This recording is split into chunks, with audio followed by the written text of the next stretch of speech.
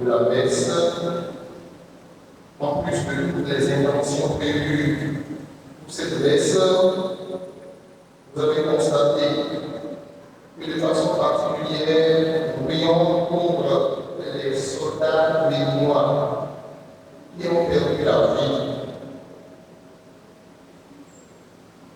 Nous nous inclinons avec respect et reconnaissance devant la mémoire de nos vaillants soldats béninois tombés en défendant la nation. Vous savez, leur sacrifice n'est pas vain. Ils ont donné leur vie pour que nous vivions en paix. Chers frères et sœurs, en Christ, en ce jour béni, la parole de Dieu nous réunit autour d'une intention qui touche profondément nos cœurs.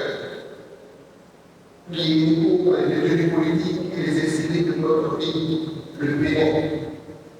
Nous prions aussi pour que la paix revienne, que la réconciliation triomphe et que toutes les parties concernées, dans un esprit de vérité, dans un esprit de justice, dans un esprit d'amour, puissent s'entendre pour le bien commun. Déjà, avec la première étude, montre un bel exemple de sagesse communautaire, d'unité. Face à une situation de trouble et de division à Antioche, les apôtres et les anciens, guidés par l'Esprit Saint, prennent une décision éclairée, non pas dans la précipitation, ni par autorité brute, mais dans le dialogue, dans la concertation, dans l'humilité et surtout dans l'amour.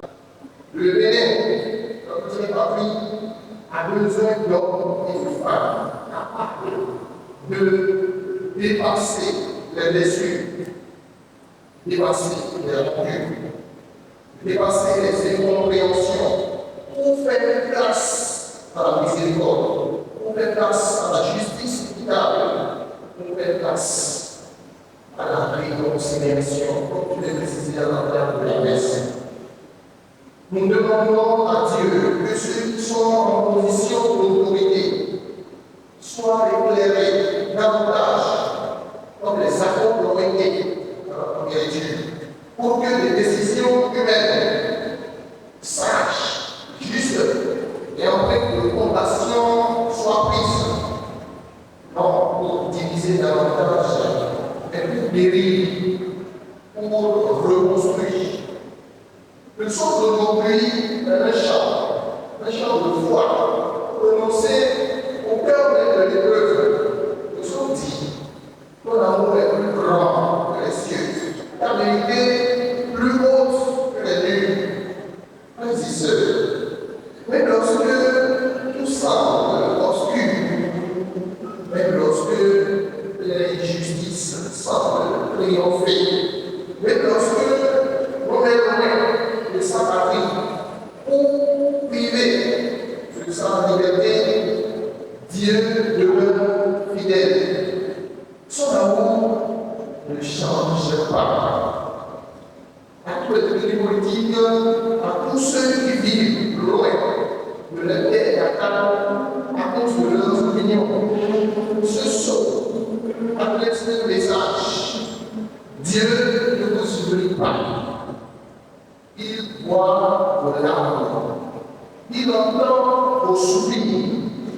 Et nous, Église, nous portons vos douleurs. Nous portons vos douleurs dans notre prière. C'est le cas aujourd'hui. Dieu lève-toi sur les cieux. Que ta gloire domine la terre. Que cette prière soit aussi celle de notre peuple aujourd'hui. Que Dieu se lève au Bénin. Comme l'indique l'hymne national qui invite tous les enfants du Bénin à se mettre debout. Que Dieu incline les volontés Que Dieu incline les volontés vers la sagesse, vers la réconciliation. Que Dieu riche en miséricorde